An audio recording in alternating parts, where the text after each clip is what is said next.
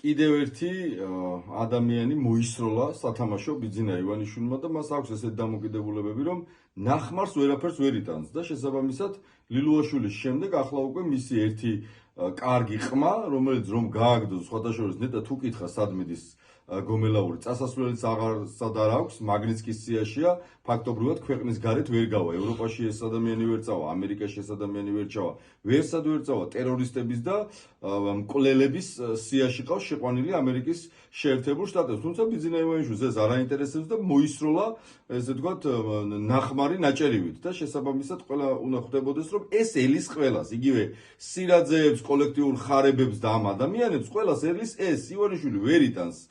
ნახმარ სათამაშოებს და ახლა ცდილობს ახალი სათამაშოებით შეავსოს თავისი მთავრობა და ვხედავთ რომ მინისტრი რომელიც დაინიშნა აგი ბიძია ნაციონალი ყოფილა ფაქტობრივად თუ ჩახედავთ მის სიას მიხვდები და შესაბამისად მისი ლობისტიც ამ შემთხვევაში არის მამუკა მდინარაძე მამუმ